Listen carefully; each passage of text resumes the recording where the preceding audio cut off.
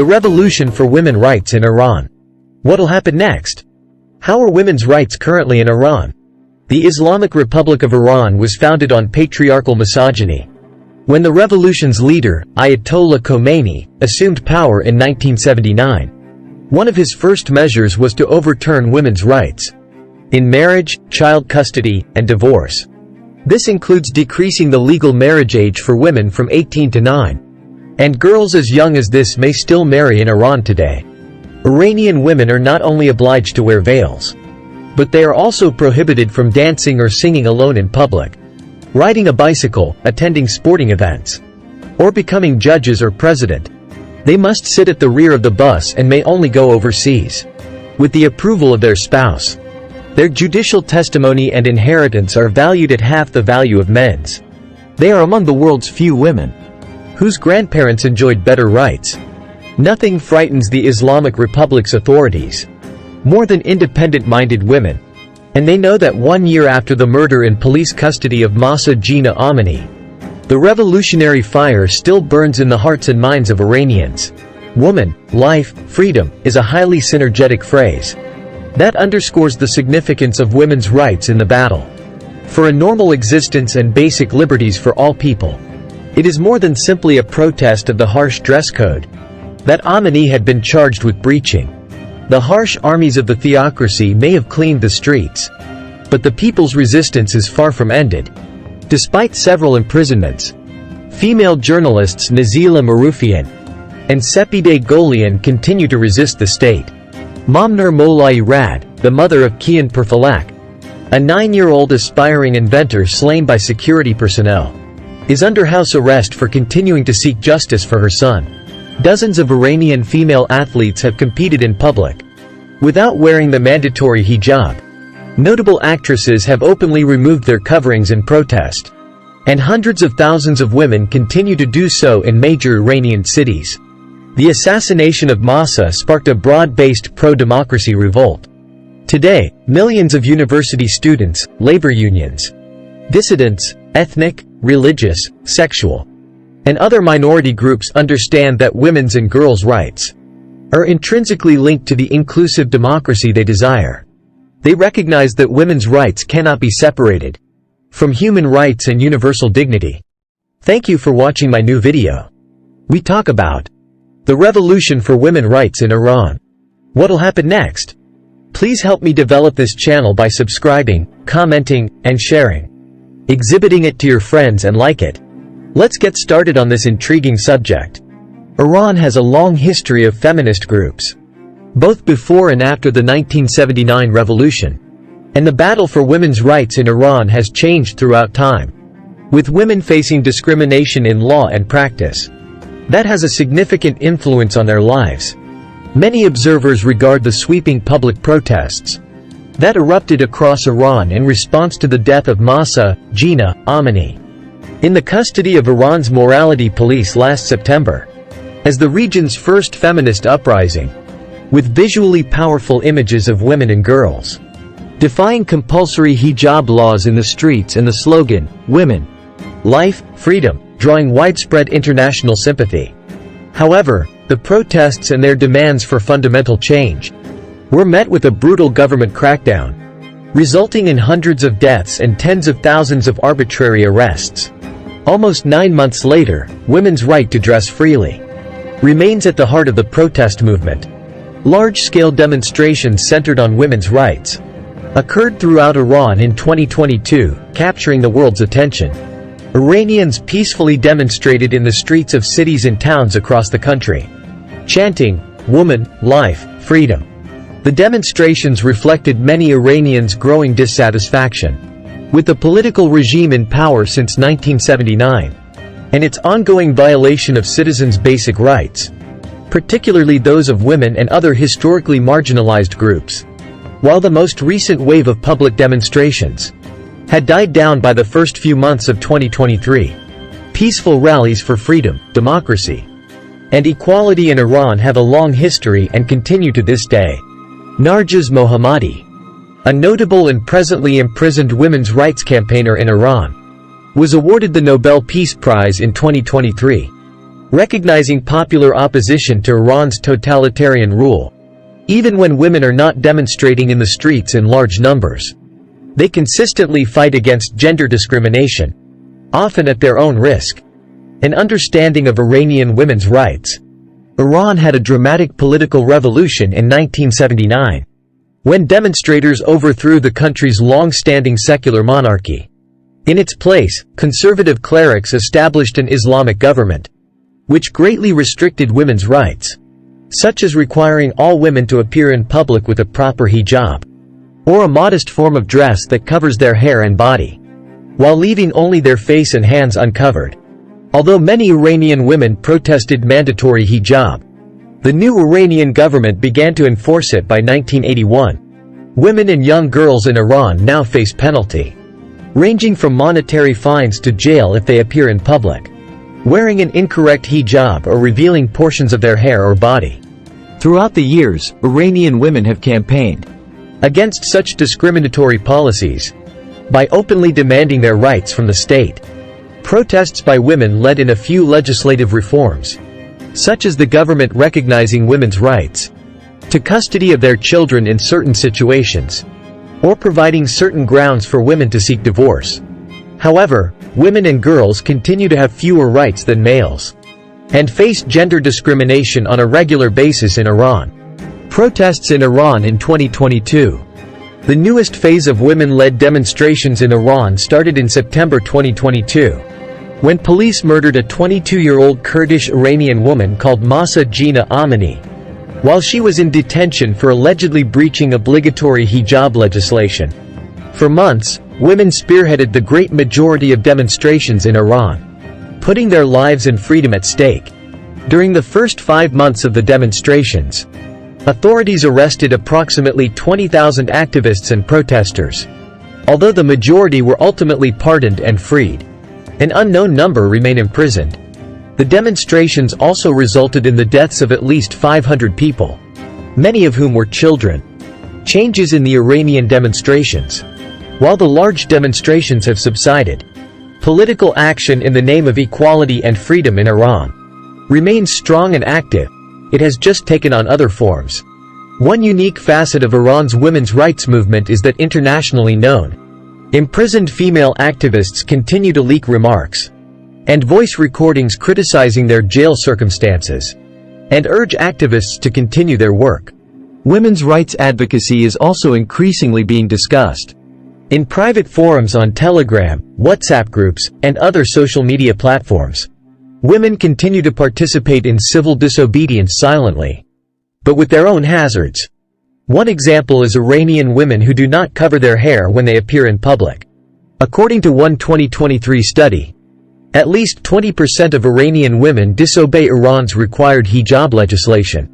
Armita Jeravand, 17, was slain by Iran's renowned morality police in October 2023, when she emerged uncovered on her way to school.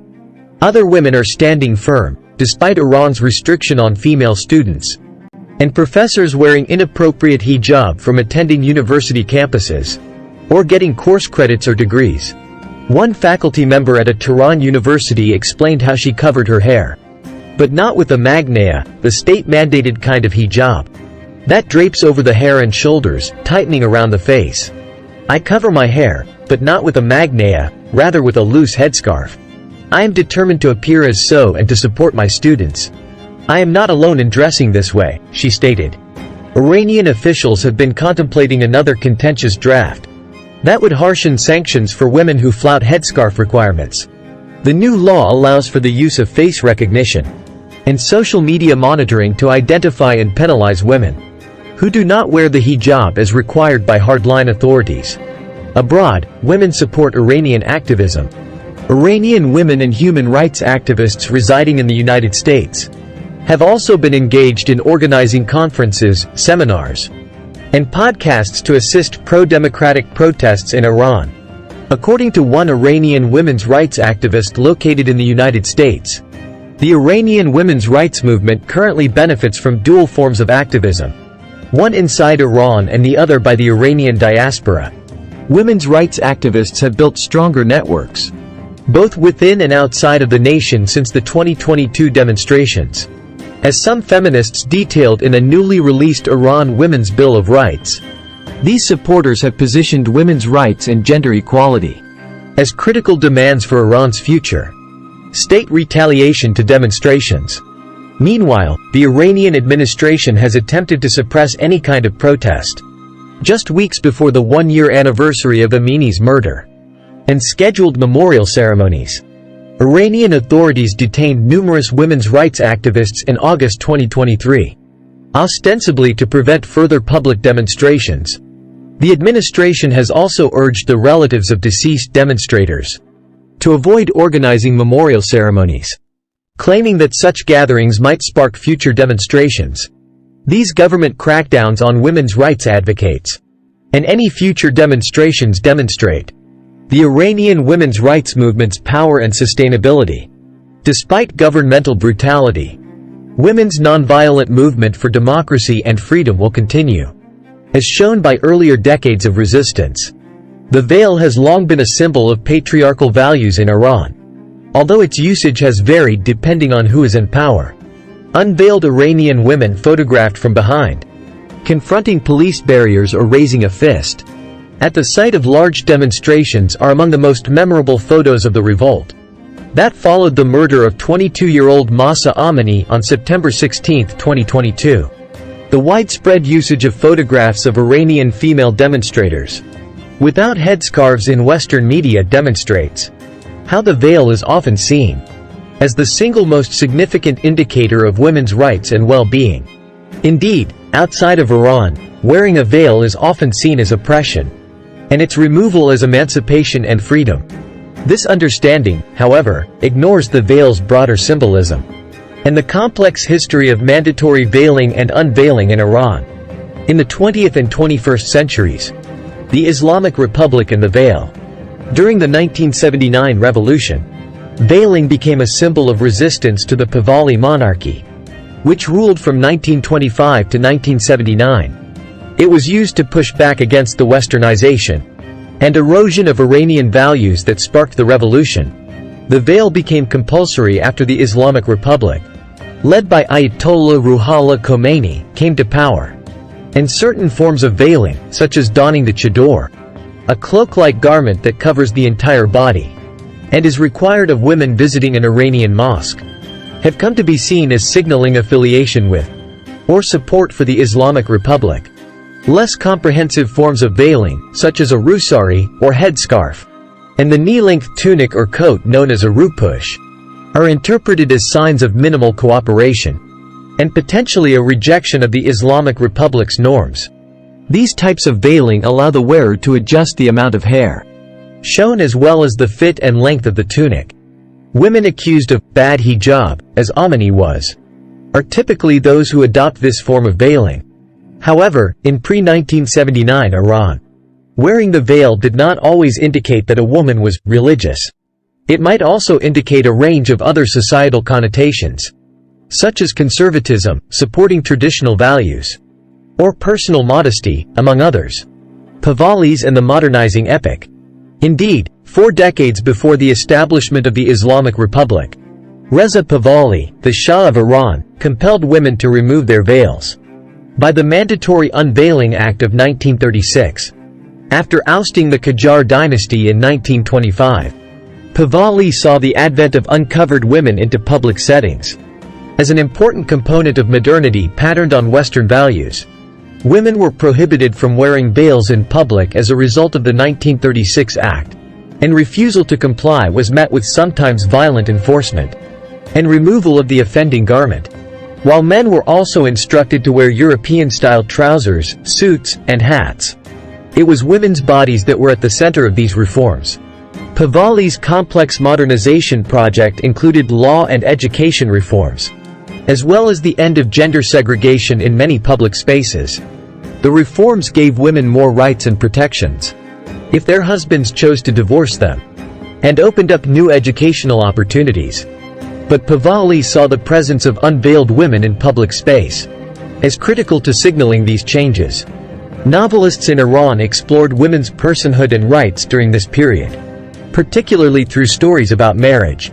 This era saw the publication of both the first novel by a woman and the first female protagonist in Persian fiction, and novels of this period revealed social anxieties surrounding legal reforms that gave women larger roles in society and more rights in marriage. Pahlavi abdicated in 1941, during World War II, and his son Muhammad Reza Pahlavi, who ascended the throne, adopted a more lenient attitude toward this law. He did not rescind it, but he also did not violently enforce it. At the same time, the modernity his regime promoted was signaled by a cosmopolitan secularism. No veiled woman could hope to advance in the diverse areas of society.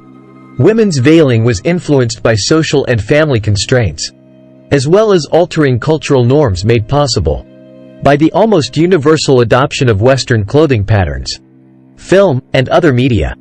Wanting to show off their hair? Instead, it should be interpreted as a rejection of many things. Protesters in Iran are fighting an oppressive regime that has refused to tolerate any dissent, and has silenced reformist voices through imprisonment, exile, or death, as well as a long history of laws, dating back before the 1979 revolution, that have used women's bodies as symbols of political ideology. The removal of the veil is therefore a rejection of patriarchal standards that have motivated both the pre-revolutionary system and the Islamic Republic, as well as an emphasis on the right to personal freedom and expression for some of those who are removing it. Iran claims to have killed 4 persons for a sabotage against Israel. 3 men and 1 woman were executed on accusations of Moharba, waging war against God. According to the judiciary's Mizan website, they were executed in Iran's northwestern region of West Azerbaijan. 3 men and 1 woman were condemned to death on grounds of Moharba, or waging war against God, and corruption on earth, as a result of their collaboration with the Zionist regime. According to Mizan, the organization committed extensive actions against the country's security under the guidance of Mossad. Vafa Hanare, Aram Omari, and Rahman Parhazo were recognized as the 3 males, while Nassim Namazi was identified as the 1 lady. The 4 were charged of kidnapping Iranian security personnel in order to get information, as well as setting fire to some agents' vehicles and houses. Several others working with the same gang were sentenced to 10 years in prison, according to Mizan, who did not provide more specifics. According to the state-run news agency, IRNA, Iranian intelligence stated it had been monitoring the group for at least 4 months, beginning in January 2022 and ending in May 2022, when they were relocated from a neighboring nation to Iran. The executions happened only days after an Israeli attack in a Damascus neighborhood killed Sayyid Razi Mousavi, a high-ranking Iranian commander, on Monday. Iranian leaders and regional extremist organizations swore vengeance for the assassination but did not immediately launch a reprisal assault. On Thursday, the funeral of Sayyid Razi Mousavi, a longtime advisor to Iran's paramilitary Revolutionary Guards in Syria, was held in Tehran. Iran blamed Israel for the airstrike, and the funeral was punctuated with chants of "Death to Israel." Mousavi was in charge of coordinating the military alliance between Syria and Iran, an important part of Iran's regional network of allies. Israel is concerned that Iran is hastening the supply of rockets and missiles via Syria, and that it is also attempting to transfer defense equipment against Israeli helicopters and unmanned aerial vehicles to Hezbollah, an Iranian-aligned force headquartered in Lebanon. The attack on Mousavi was seen as a warning to Iran not to increase its support for Hezbollah. The video for today has concluded.